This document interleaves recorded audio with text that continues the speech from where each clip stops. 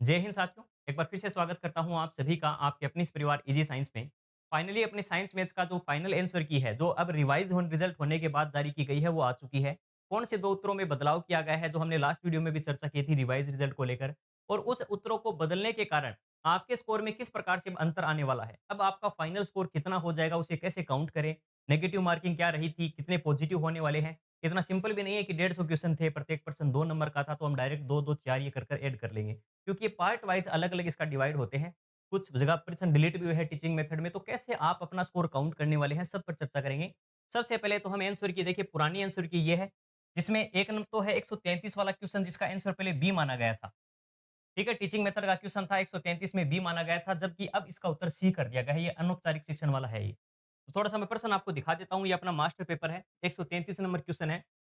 निदानात्मक परीक्षण से लेकर डायग्नोस्टिक टेस्ट का एक क्वेश्चन था। पश्चात एक पाया गया कि मिनल सीखने की कठिनाई का कारण जानना, मतलब इस टाइप का एक क्वेश्चन था टीचिंग मेथड का, जिसमें पहले उत्तर माना गया था व्यक्तिगत ट्यूटोरियल शिक्षण।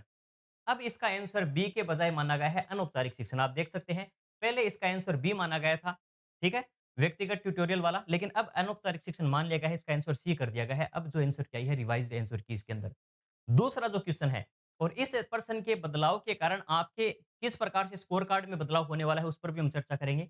और सेकंड जो क्वेश्चन है, वो अपना साइकोलॉजी का है, जिसके अंदर 139 नंबर का क्वेश्चन है, जिसमें प्रश्न पूछा गया था अधिगम स्थानांतरण से रिलेटेड। एक अध्यापक ने कक्षा में पढ़ाया कि हाउस का बहुवचन हाउसेस होता है, तो माउस का क्या होगा। तो इस पे पहले इसका आंसर धनात्मक स्थानांतरण माना गया था, जो कि मैंने लास्ट वीडियो में भी आपको एक छोटा सा हिंट दिया था कि ऐसे क्वेश्चन जो पहले भी एग्जाम में कई बार आ चुके हैं, आरपीएससी के द्वारा या अन्य कई बोर्ड के एग्जाम में आए हैं। कोर्ट में याचिका भी इसी चीज को लेकर काफी ज्यादा थी, और काफी ज्यादा प्रबल संभावना संभावना शुरू से थी इस क्वेश्चन को लेकर कि ये बदलेगा डेफिनेटली। तो फाइनली इसको भी बदल दिया गया है। पहले आप जहां देख सकते हैं कि जो 139 नंबर क्वेश्चन था, उसका आंसर ए माना गया था, अब उसको बदलकर फाइनली बी कर दिया गया है। यानी जो शुरुआत में धनात्मक स्थानांतरण जिसे माना गया था, ये रहा धनात्मक स्थानांतरण जिसे माना गया था, अब इसको बदलकर फाइनली ऋणात्मक स्थानांतरण मान लिया गया है। तो ये दो क्वेश्चन जिनके भी सही हुए हैं या गलत कोई हुआ है, तो किस प्रकार से अपना स्कोर आप काउंट करने वाले हैं, मैं आपको थोड़ा-सा बता देता हूँ। देखिए, पहली बात तो ये इतना सिंपल है नहीं कि आप सोचोगे कि सर टोटल 150 क्वेश्चन आते हैं पेपर के अंदर, और प्रत्येक क्वेश्चन सही होने पर 2 अंक मिलते हैं, और गलत होने पर इसका 1/3 नंबर आपका कटता है, यानी जो होता है 0.66 स्कोर में अंदर बात कर रहा हूँ मैं। 0.66 स्कोर आपका कटता है। ये गलत होने पर है, ये सही होने पर, लेकिन इसमें क्या होता है, पार्ट वाइज़ अलग-अलग आपके नंबर काउंट होते हैं। ये इसलिए बता रहा हूँ क्योंकि साइकोलॉजी के टोटल 10 क्वेश्चन थे, और किसी भी क्वेश्चन में कोई भी क्वेश्चन डिलीट नहीं हुआ, जिसके कारण प्रत्येक जो क्वेश्चन है, यानी ये 20 अंकों का पार्ट था, प्रत्येक जो 10 पर्सन थे, 20 अंक का था, प्रत्येक पर्सन था सही होने पर 2 अंक, और गलत होने पर 0.6 आपके कटने वाले हैं। इसका बिल्कुल सिंपल सा एक तरीका है कि आप अपना देख सकते हैं कि एक क्वेश्चन में आंसर बदला है। अब जिस स्टूडेंट का जो भी स्कोर रहा है, जैसे एग्जांपल मैं आपको छोटा-सा बता देता हूँ, किसी स्टूडेंट का पहले जो स्कोर था, वो था 180 या 190 स्कोर था, 190, और ये स्कोर पुराने वाली आंसर की के अकॉर्डिंग था। अब सिर्फ एक क्वेश्चन उसका अगर सही हो गया, तो उसको कितने नंबर मिलने वाले? तो उसको एक तो 2 नंबर तो मिलेंगे ये वाले, जो उसका आंसर बदल चुका है, एक तो ये। दूसरा, अब उसकी जो नेगेटिव मार्किंग भी हुई थी, जिसके कारण ये स्कोर उसका हुआ है, यानी ये 0.66 और ऐड होंगे उसके अंदर, 0.66। यानी अब जो उस स्टूडेंट का सिर्फ 1% सही होने से डायरेक्टली वो कितना जंप कर कर कहाँ उसका स्कोर जा रहा है, 192.66 स्कोर हो चुका है, सिर्फ 1% में बदलाव के कारण। जहां स्टूडेंट्स का सिलेक्शन पॉइंटों से क्या डेट ऑफ बर्थ से रह जाता है सेम स्कोर होने पर भी, वहां आप देखिए 1% से कितने सारे स्टूडेंट आगे पीछे हो गए होंगे यहाँ पर। जिन स्टूडेंट को लग रहा था मेरा सिलेक्शन हो जाएगा, जिसको लग रहा था मेरा तो बिल्कुल नहीं हो सकता, वो डायरेक्ट ही 2.5 नंबर से अधिक नंबरों का स्कोर उसका बढ़ चुका है।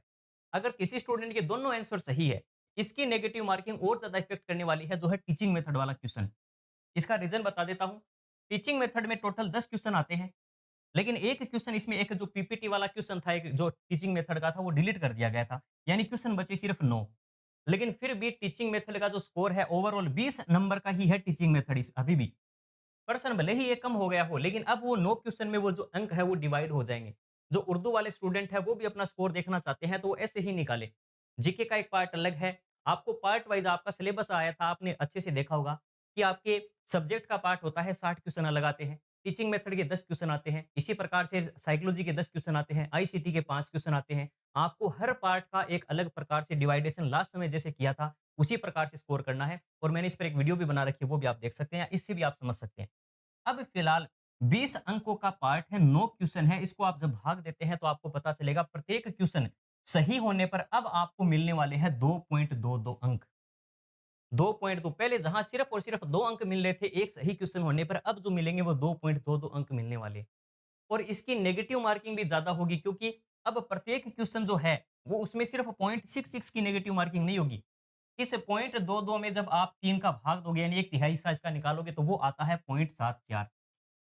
यानी इसका जो नेगेटिव मार्किंग होगी अगर आपका ये प्रश्न गलत हुआ है, तब तो आपके इतने अंक जो आपका स्कोर है वो कट जाएगा उसमें से।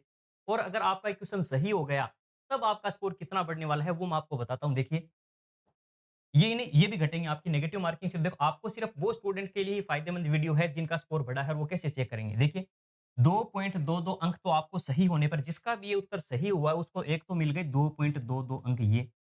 और साथ में आपकी ऑलरेडी नेगेटिव मार्किंग हो गई थी इतनी 7.4 नंबर कट के ही आपका वो स्कोर था जो भी आपका 190 या जो भी बन रहा था।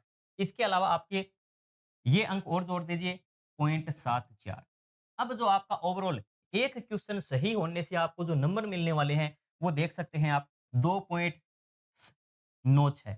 यानी सीधा-सीधा लगभग 3 अंकों का आपका अंतर आने वाला है सिर्फ इस एक क्वेश्चन के कारण। उसमें आप 0.266 अंक आपके बढ़ने वाले हैं, इसमें 0.96 अंक आपके डायरेक्टली बढ़ने वाले हैं, सिर्फ एक क्वेश्चन में। और जिन स्टूडेंट को सबसे ज़्यादा बेनिफिट उन स्टूडेंट को होने वाला है जिनके दोनों के दोनों आंसर सही हुए हैं। उनको देखो कितना बेनिफिट है, 2.96 ये रहे और 2.66 अंक वो रहे। तो आप देख सकते हैं, ठीक है? सीधा-सीधा 5.62। जैसे कि लास्ट वीडियो में भी मैं इसके ऊपर चर्चा कर चुका हूँ कि 190 स्कोर है वो 195 तक जा रहा है। वो 5-5 6-6 अंकों का जो अंतर है लगभग 5.5 अंक बढ़ने वाले हैं उस स्टूडेंट के जिनके दोनों आंसर सही हुए हैं। सिर्फ 4 अंक ही नहीं बढ़ेंगे कि सर 1% 2 नंबर का होता है तो सिर्फ 4 नंबर बढ़ेंगे, नहीं। जो उसकी ऑलरेडी नेगेटिव मार्किंग, क्योंकि मान लीजिए सपोज कीजिए किसी बच्चे ने सी किया था उसका सही था, लेकिन बी मानकर उसकी नेगेटिव मार्किंग भी हो गई और उसको ऑलरेडी 2 नंबर मिले भी नहीं जो थे वो उसके। अब उसकी नेगेटिव मार्किंग भी हट चुकी है और साथ में स्कोर भी बढ़ चुका है, तो ओवरऑल स्कोर आप ऐसे आप अपना चेक कर सकते हैं। अगर कोई स्टूडेंट कहता है सर मेरा एक सही है, एक गलत है तो कैसे पता करूँ? तो मैंने आपको बता दिया सही है तो ये जोड़ लेना और इसमें से गलत है तो ये घटा देना। इस प्रकार से आप अपना ओवरऑल स्कोर चेक कर सकते हैं। बस इस बात का स्पेशली ध्यान रखें कि टीचिंग मेथड वाला एक जो क्वेश्चन था मैं आपको बता ही देता हूँ, 139 नंबर क्वेश्चन था शायद वो एक पीपीटी वाला क्वेश्चन था, वो कितने नंबर पे है? ये रहा। गणित शिक्षण में 129 सॉरी 129 नंबर का क्वेश्चन टीचिंग मेथड में था। गणित शिक्षण में पीपीटी के प्रयोग का लाभ क्या है? इस क्वेश्चन को डिलीट किया गया था। इस एक पर्सन में डिलीट होने के कारण अब जो अंक टीचिंग मेथड के हैं वो डायरेक्टली पर्सन सही होने पर 2 और नेगेटिव होने पर 0.66 नहीं रहेंगे।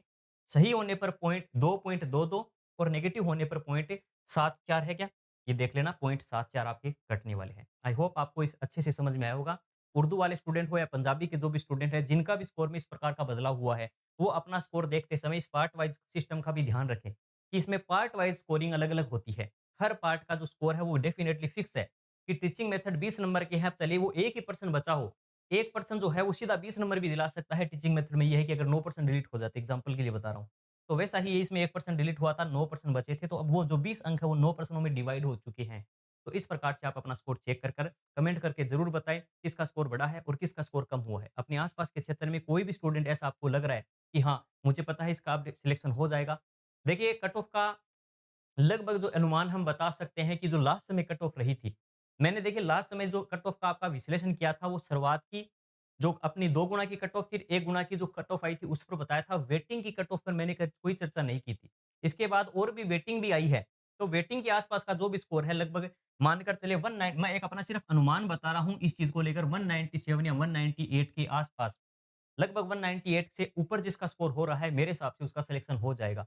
और उन सभी को अग्रिम बहुत सारी शुभकामनाएँ, जिनका भी सिलेक्शन हो रहा है।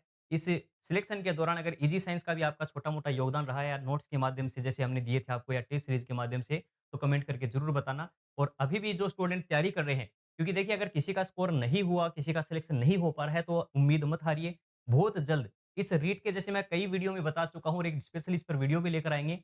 रीट का एग्ज़ाम 27-28 फरवरी को जैसे ही होगा, इसका रिजल्ट लगभग मानकर चलना अप्रैल या मई के आसपास है, लगभग मई मानकर चल सकते हो।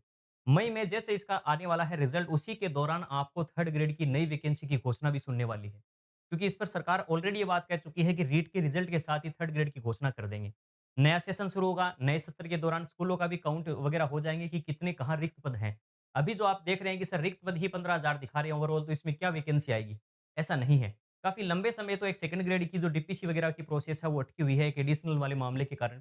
तो आप इस चीज़ों को लेकर पॉजिटिव रहे, नई थर्ड ग्रेड वैकेंसी भी जल्द आने वाली है, अगर आप इसकी तैयारी करना चाहते हैं, तो स्पेशली मैं आपको 2 बुक ज़रूर रिकमेंड करूँगा, जो सबसे अच्छी किताबें आप कह सकते हैं साइंस मैथ्स के लिए 2 किताबें ज़रूर अपने मार्केट में जहाँ भी आपको मिले एक बार ज़रूर चेक कीजिएगा। काफ़ी अच्छा रिस्पॉन्स इस बुक को देकर मिला है। लास्ट में आपने अपना रिज़ल्ट भी देखा होगा 860 से अधिक विद्यार्थियों के सिलेक्शन में छोटा-मोटा योगदान हम दे पाए। हमें पूरी उम्मीद है अगली भर्ती में इससे भी बेहतर करने का हम पूरा प्रयास कर रहे हैं और आप सभी का भी सिलेक्शन हो, ऐसी हम दुआ आपके लिए करते हैं। आज के लिए इतना ही। धन्यवाद। जय हिंद।